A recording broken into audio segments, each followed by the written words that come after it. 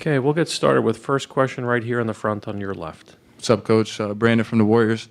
Two questions for you. One, following up six is something you guys have done, throughout the playoffs, most notably against Indiana in that first game there. Where did you learn that? Who'd you learn it from? And then what kind of made you want to implement that? And then the second question, how has your experience as a player helped you be a coach?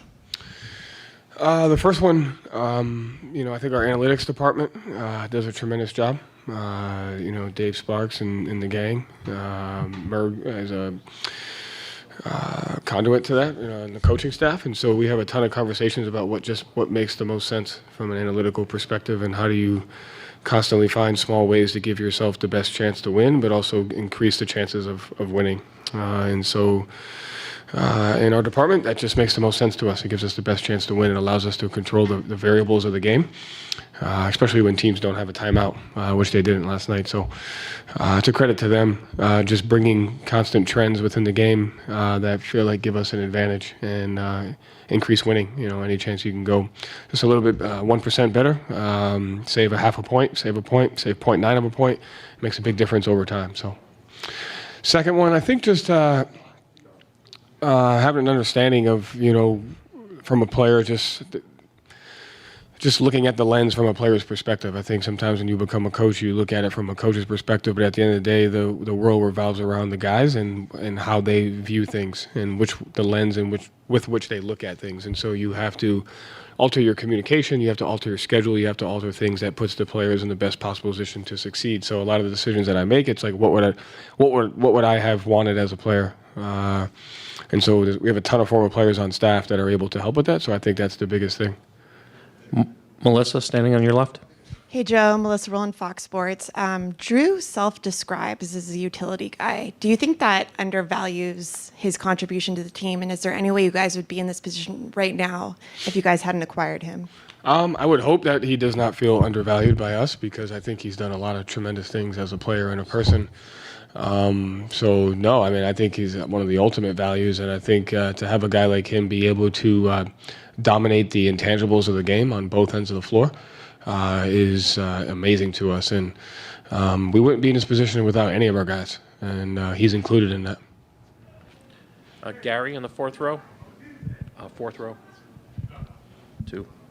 Joe, Gary Wash, Boston Globe. Your players have referred to you as crazy, unusual, bizarre, whatever, because of your philosophies. Do you embrace that? Do you like when your players think they don't know what to expect from you? And has that helped and fostered the relationship with guys who are just a tad bit younger than you are? Like it's not a father-son thing here, like most coach and player. It's more big brother. Like when they say that about you, does that make you laugh a little bit? I think the thing you just can't take for granted in the game today is a coach's greatest gift is a group of guys that want to be coached, want to be led, that also empower themselves. And so I think at the end of the day, I just appreciate the fact that we have an environment where learning and coaching is important, and getting better and developing is important. And so you can't do that. Like, you can't be a good coach if your players don't let you. You can't be an effective coach. Everything starts with them, their ability to buy in, their ability to execute the things. And so, as a staff, we're grateful, and we talk about it every day. Like, if it wasn't for them, we wouldn't be here. So it's on them. Tim, all the way back right. Joe, kind of a question in two parts. You know the stat that a 3-0 lead has never been successfully overcome in this league. You guys almost did it last year. In a weird way, can that help you guys focus now, knowing that it can nearly be done? And secondly, how do you block out the human condition of the next 24 hours of people thinking it's over? And I'm guessing you don't want to hear any of that. Of course, how do you block all that out? The first question is part of life. Like, any situation you're in is going to help you for the next situation. So, yeah, you should be able to take everything that we've learned as a team, as an organization, last year, this year. So every experience should help you prepare for that. And as far as, blocking out the noise, like, at the end of the day, we're the most vulnerable in this. And so we have to remain that. We have to remain a sense of urgency. We have to have an understanding of our environment, and we have to know that we're just as vulnerable as anybody else is in this situation, and how we handle that will determine our fate. Front row on your left. Hi, Coach. Was it a draw yesterday? Sorry? Was it a draw yesterday? USA? Yeah. Brazil? Yeah, tough. Yeah.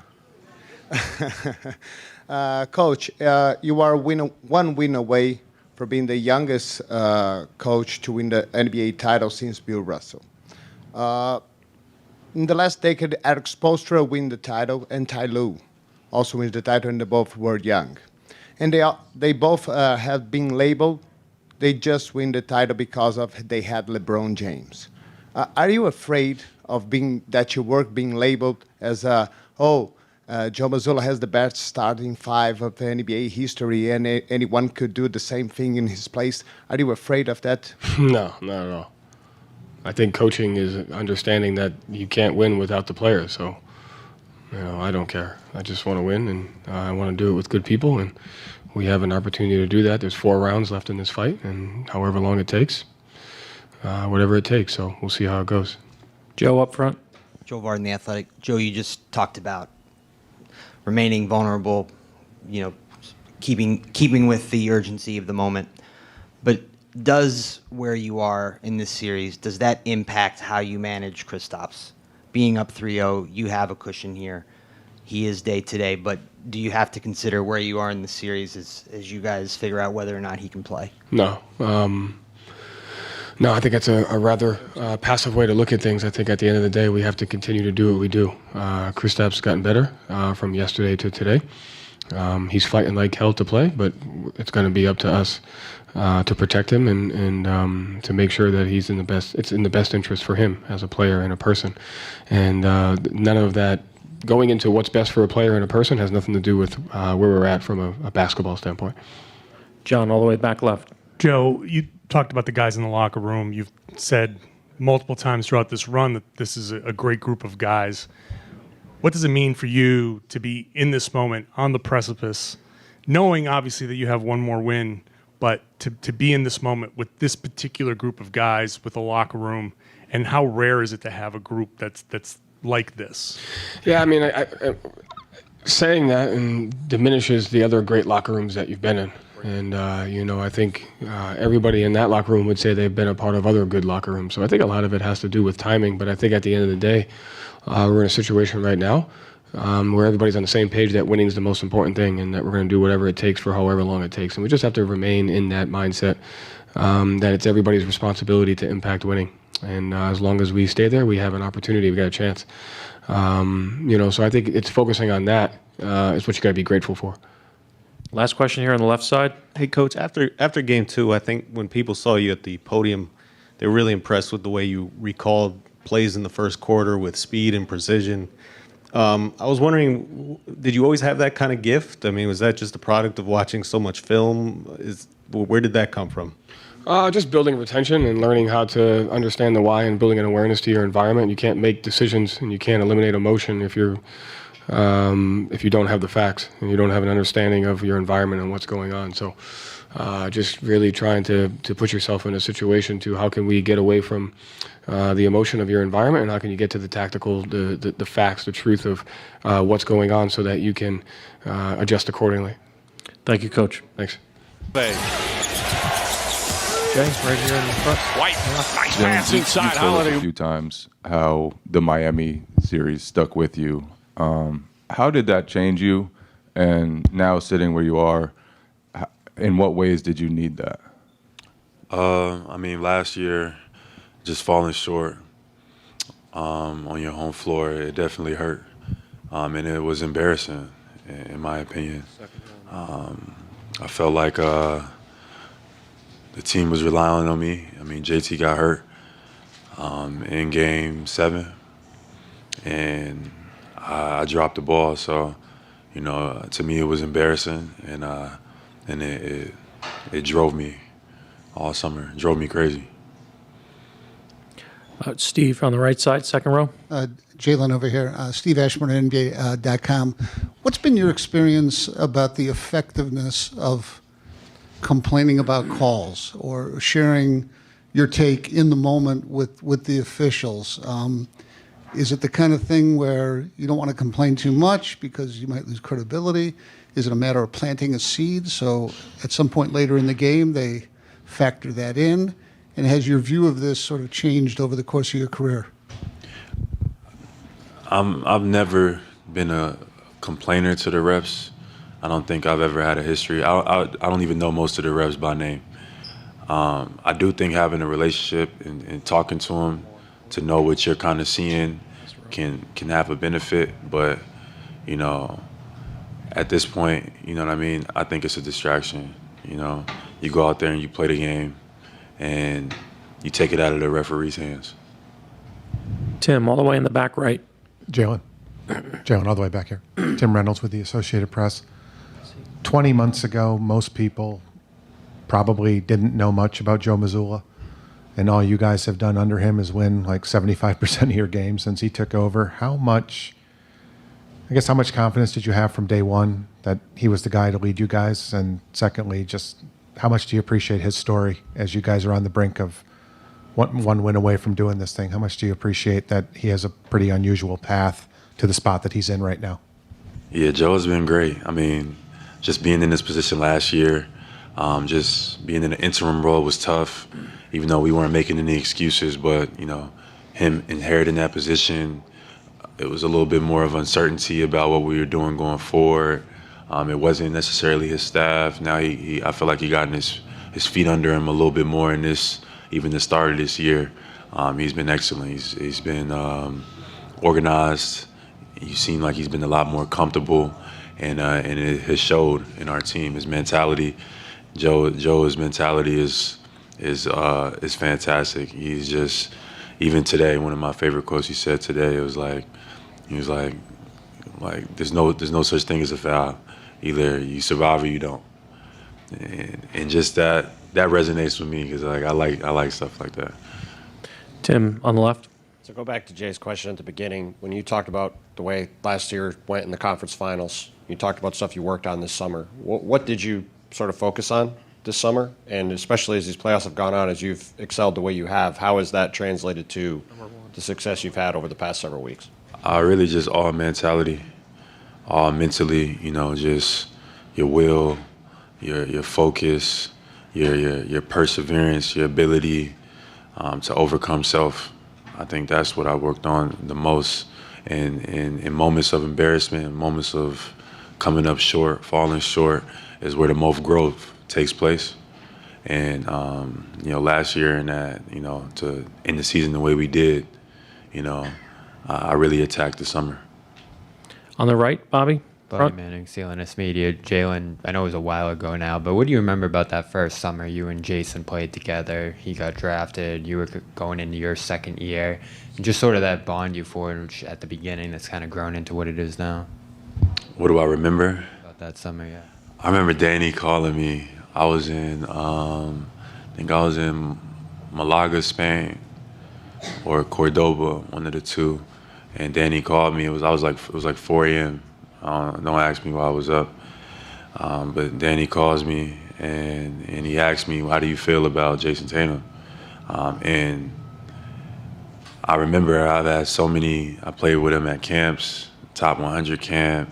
He was my roommate at the KD Elite camp. We played on the same team in so many different, the Under Armour All-American game. We were roommates again.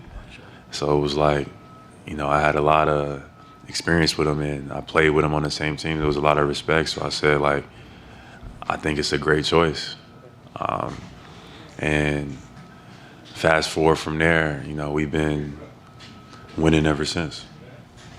Ramona here on the left. Hi, Ramona Shelburne, ESPN. I guess just following up on that. You guys were drafted, so you're both so young when you were drafted that first summer.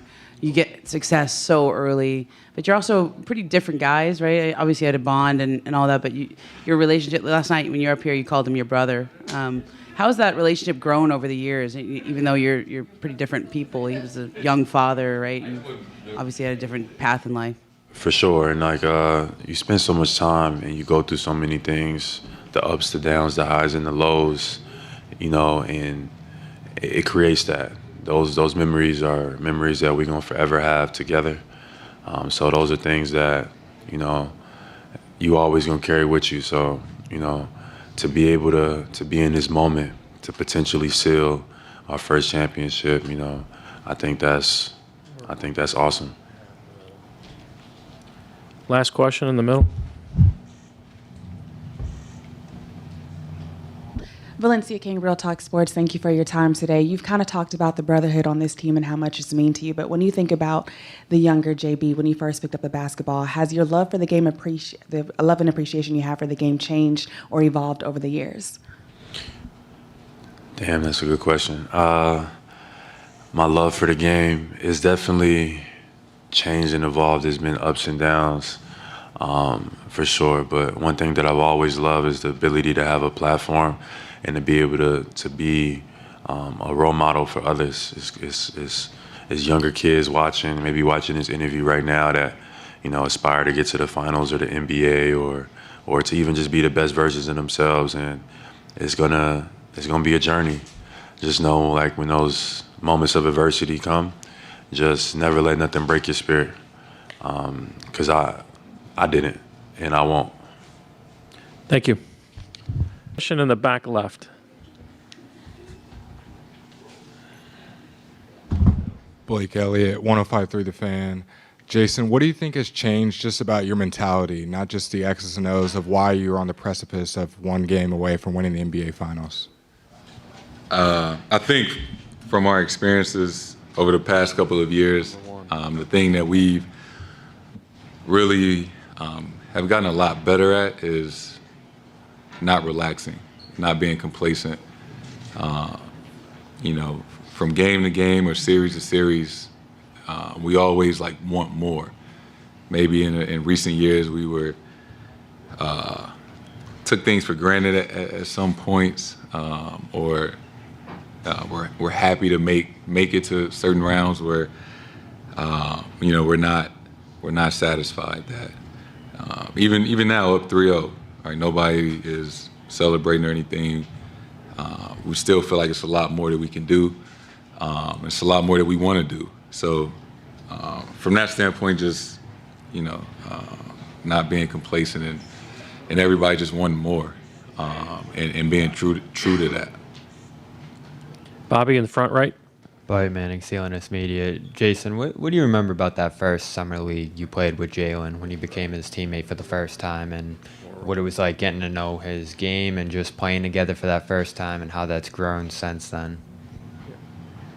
Since summer league? Oh shit.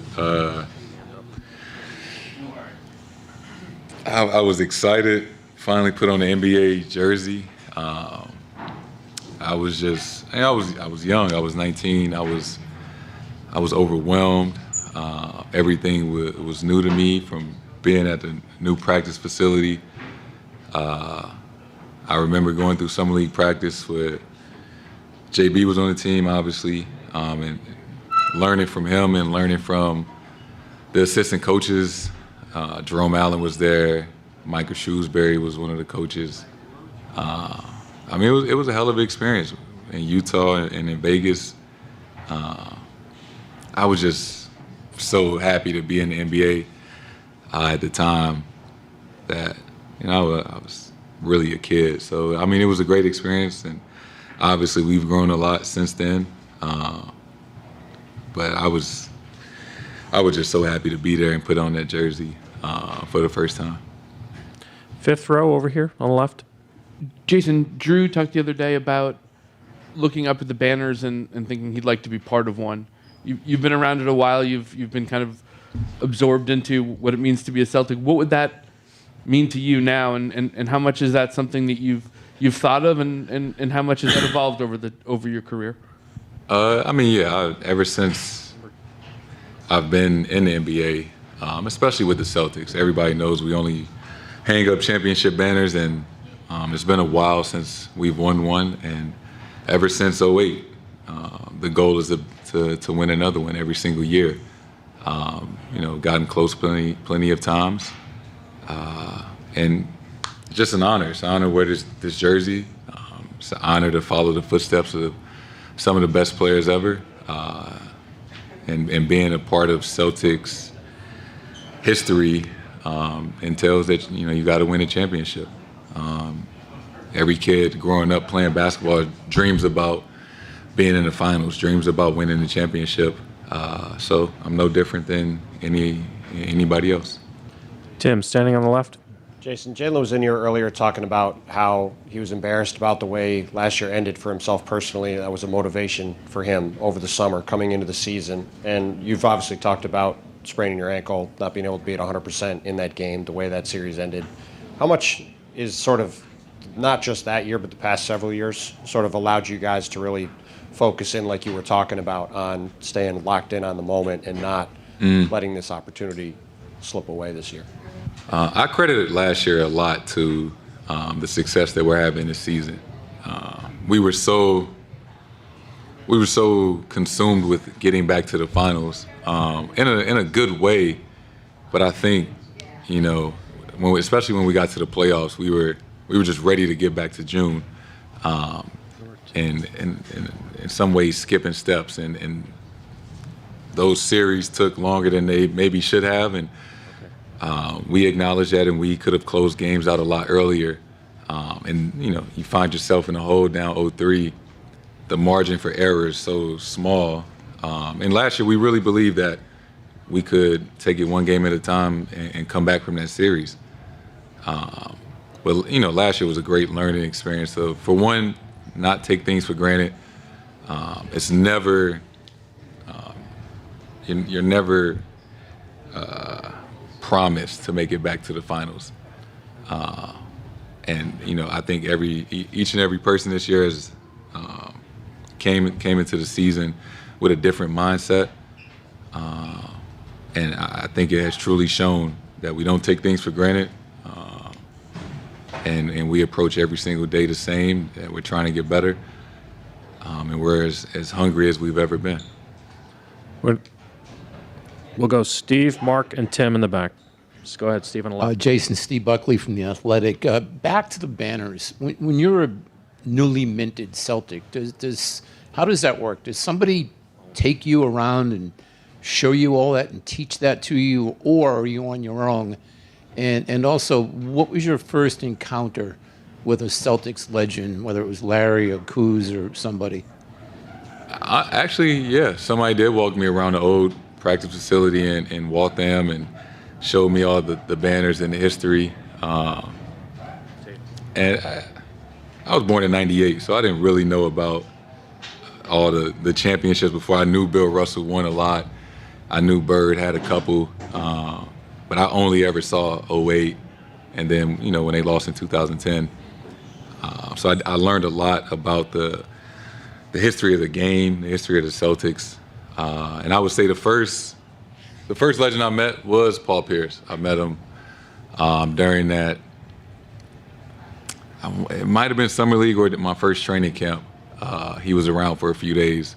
So that was the first Celtics legend I really got to talk to. Mark in the middle. Jason, following up on your answer to Tim, of really being in the moment and not letting things slip away, what do you think has contributed to your guys' ability this season to take advantage of closeout opportunities? You're 3-0 so far, and as you mentioned, in prior seasons, that wasn't necessarily one of your guys' strengths of closing out at that first opportunity. I think our ability to go over situational basketball during practice, Joe and the coaching staff, they do a great job of showing us a lot of different things throughout the season of how games end, whether it's teams being up 6, do you foul, or closing out quarters, and how that can have an effect, for the start of the next quarter. So going over situational basketball in practice and in shoot-arounds, and understanding what we want to do in those moments, what plays and reads we want to go over, late game situations. So when those moments do come about throughout the game, we're comfortable. We know where we're trying to run, where we're trying to get to, the different options from each set. Just our ability to translate the things that we go over in practice, to the game and do it without skipping a beat.